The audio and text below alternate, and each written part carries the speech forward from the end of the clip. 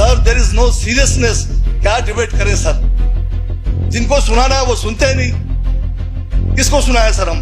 हमारे जो बागवानों और किसानों ने हिमाचल प्रदेश के जीडीपी को बढ़ाने में, रेवेन्यू जनरेट करने में बहुत बड़ा योगदान दिया है। और जब उनके ऊपर मुसीबत का पहाड़ पड़ता है, मौसम के कारण पड़ता है, प्राकृतिक आपदाओं के कारण पड़ता है, उस समय आप हमें क्या देते हैं? इसका जो अरबों रुपए हम किसान जो है इसमें प्रीमियम के रूप में जमा कर रहे हैं, उसका हमें कोई फायदा नहीं हो रहा। सारा पैसा जो है ये बीमा कंपनियों के जेब में जा रहा है। उसको आप अपनाएंगे ही नहीं, उसको साइंटिफिक तरीके से वहां नहीं रखेंगे, तो ये किसानों से जो है एक बीमा के नाम पर जो धोखा किया जा रहा है, ये रुकने वाला नहीं है। क्या मूल्यांकन कीजिए, और मूल्यांकन का जो 50% है वो आप किसानों को जो है नुकसान वो उसका दीजिए। जो केंद्र सरकार से आपको डिजास्टर मैनेजमेंट में 400 करोड़ से ज्यादा का पैसा आएगा, उसमें से क्यों नहीं दे रहे आप?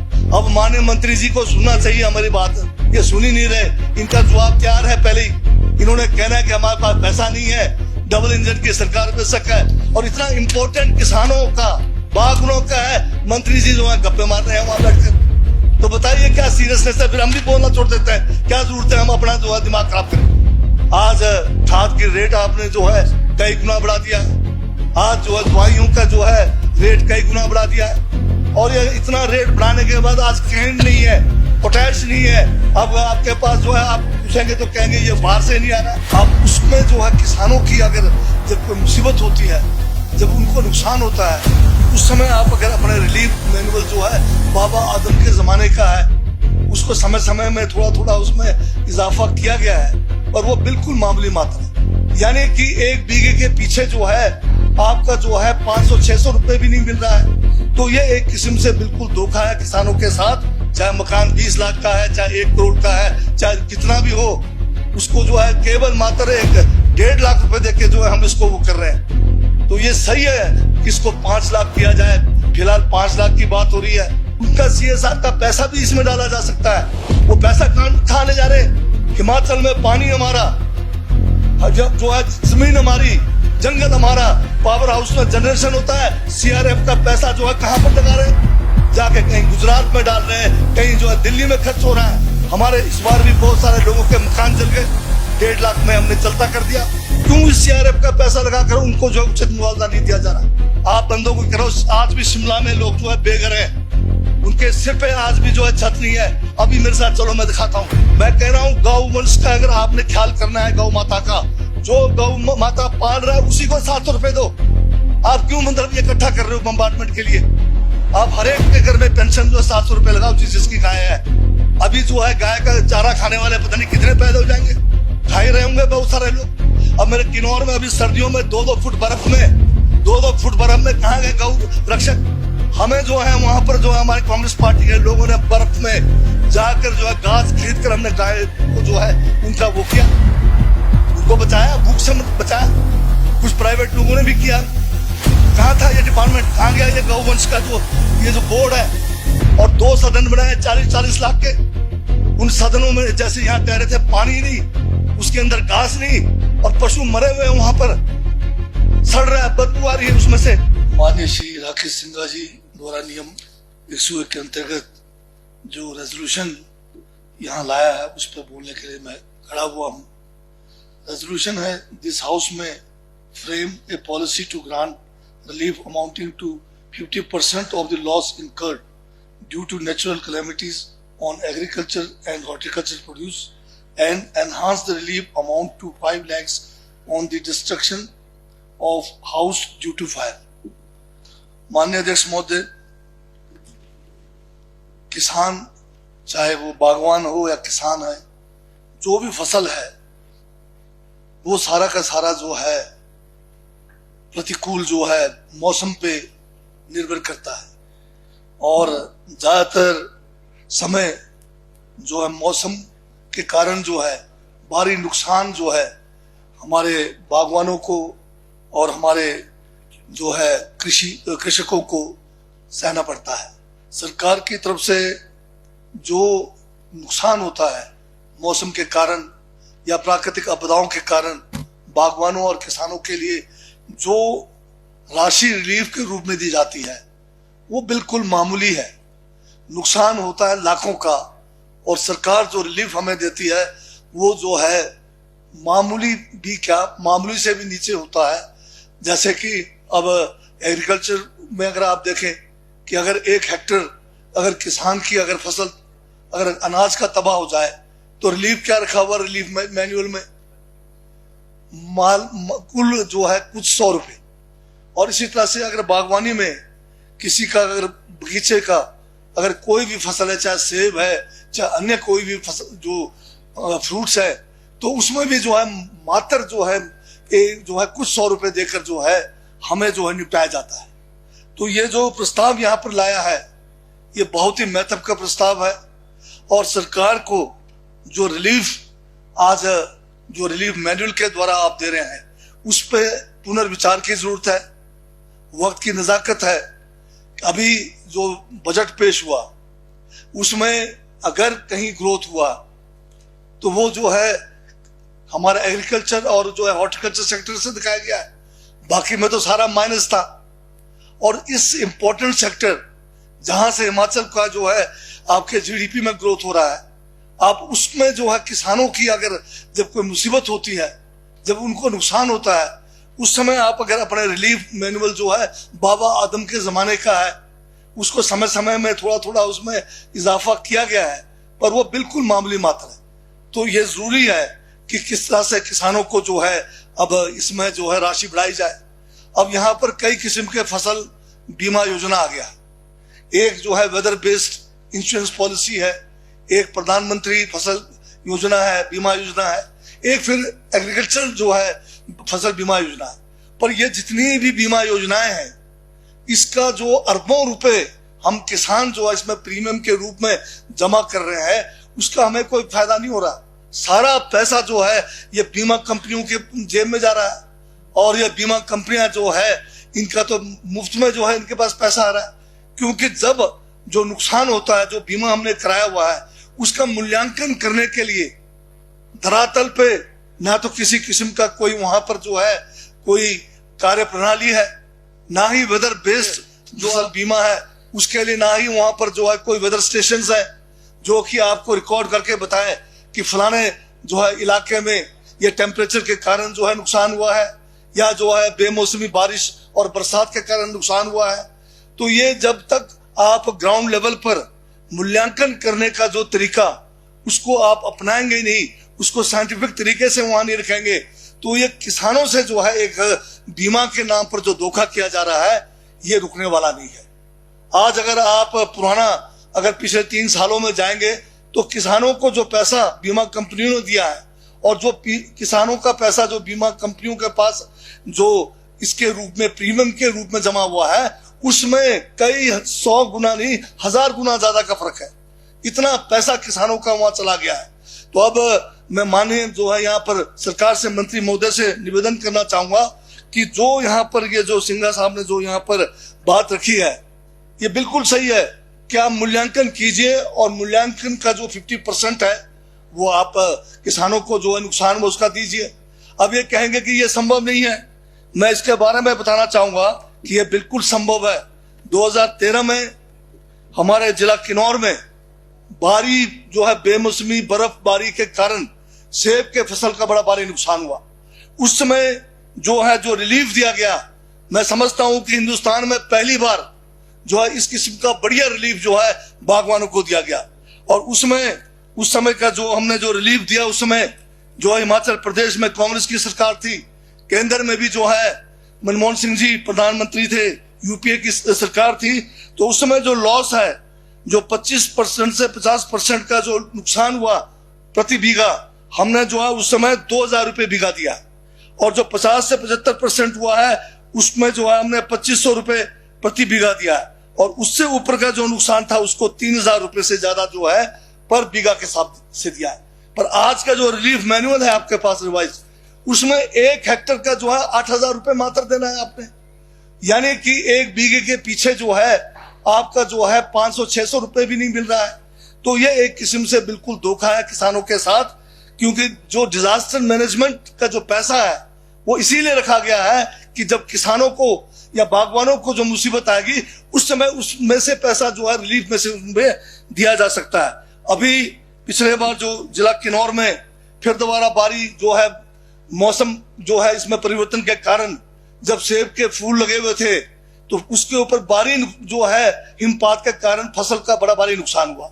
अब रेवेन्यू डिपार्टमेंट ने पूरा का पूरा उसका सर्वे किया, 1 साल हो गया, 1 पैसा अभी तक हमें नहीं मिला। और ये क्वेश्चन लगा था यहाँ पर, और उस दिन जो है यहाँ मौका मिला नहीं मुझे यहाँ पर ये जो है इसको जो है सप्लीमेंट्री करने का। तो इसमें ये कह रहे कि केंद्र सरकार से पैसे आएगा तब देंगे। जो केंद्र सरकार से आपको डिजास्टर मैनेजमेंट में 400 करोड़ से ज्यादा का पैसा आएगा, उसमें से क्यों नहीं दे रहे आप? जो आपकी टीम आई, डबल इंजन की सरकार की जो टीम केंद्र से आई, जिसकी खातिरदारी यहाँ पर हुई, सारे इलाकों में जाके मूल्यांकन किया, 1 साल के बाद अगर राहत देंगे आप, और वो भी मामूली सा देंगे, अभी तो दिया ही नहीं है, अगर 1 साल अगर आप राहत देने लगेंगे तो वो राहत नहीं होता है। इसलिए ये भी जरूरी है। अभी आप अगर पीछे देखेंगे यहाँ पर हिमाचल प्रदेश में जो सेब है, जो सेब की इकोनॉमी है, वही जो है हिमाचल प्रदेश को आगे बढ़ाया जा रहा है। और इसमें भी सेब के उत्पादन में भी भारी कमी आई है। 2019-20 में 3,21,86,379 जो है पेटी सेब का उत्पादन हुआ। ये घटकर 2020-21 में जो है 2,47,47,789 हो गया। और फिर जो है 2021-22 में थोड़ा सा इजाफा हुआ है, 2,75,00,000 के करीब हुआ है, जो कि 19-20 के मुकाबले में फिर भी कम है। तो इसका मतलब ये है कि कहीं ना कहीं जो है, जो मौसम के कारण बागवानों को जो है बड़ा नुकसान हुआ है। अब माननीय मंत्री जी को सुनना चाहिए हमारी बात, ये सुन ही नहीं रहे। इनका जवाब तैयार है पहले ही, इन्होंने कहना है कि हमारे पास पैसा नहीं है, डबल इंजन की सरकार में शक है, और इतना इंपॉर्टेंट किसानों का, बागवानों का है, मंत्री जी जो है गप्पे मार रहे हैं वहां बैठकर। तो बताइए क्या सीरियसनेस है? फिर हम भी बोलना छोड़ देते हैं, क्या जरूरत है हम अपना जो है दिमाग खराब करें? हाँ, तो ये माननीय अध्यक्ष महोदय, ऐसे इंपॉर्टेंट बात पे मंत्री जी का ध्यान आकर्षित करना चाहता हूं मैं। अब सुनेंगे नहीं, इसका मतलब इनका जवाब जो है पहले ही तैयार है, पहले ही इन्होंने मन बना लिया है। जो है बीमा योजना है, फलाना है, केंद्र की टीम आई है, हम दे नहीं सकते, वो नहीं सकते। कुछ तो सुनो, हमारी किसानों की नहीं सुनोगे आप, जो है किसी की नहीं सुनोगे, बागवानों की नहीं सुनोगे, किसकी सुनोगे? माननीय सदस्य, ये आपको सुन रहे हैं, वहां पर भी नहीं सर, मैंने देखा यहाँ आपके सामने ही है। सुन रहे हैं? कहां से सुन रहे हैं? इनके 3 कान है सर,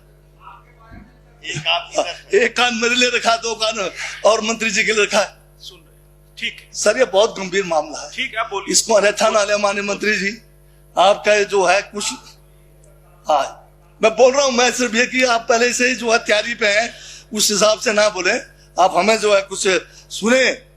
ये बहुत गंभीर मामला है, और जो जवाब आपके आ रहे हैं उससे लग रहा है कि आने वाले समय में बागवान और किसान जो है हिमाचल प्रदेश में परेशान होने जा रहे हैं। आज खाद की रेट आपने जो है कई गुना बढ़ा दिया, आज जो है दवाइयों का जो है रेट कई गुना बढ़ा दिया है। और ये इतना रेट बढ़ाने के बाद आज कैंड नहीं है, पोटैश नहीं है। अब आपके पास जो है, आप पूछेंगे तो कहेंगे ये बाहर से नहीं आ रहा। तो किस तरह से किसान जो है अपनी खेती को आगे करेंगे? और आप उनको जो है, जब बढ़िया मौसम है उस समय तो आप बड़ा जो है घोषणा करते हैं कि हिमाचल में इतने लाख पेटियां, इतने करोड़ पेटियां सेब की आई, उसमें आपका क्या योगदान रहा है? हमारे जो बागवानों और किसानों ने हिमाचल प्रदेश के जीडीपी को बढ़ाने में, रेवेन्यू जनरेट करने में बहुत बड़ा योगदान दिया है। और जब उनके ऊपर मुसीबत का पहाड़ पड़ता है, मौसम के कारण पड़ता है, प्राकृतिक आपदाओं के कारण पड़ता है, उस समय आप हमें क्या देते हैं?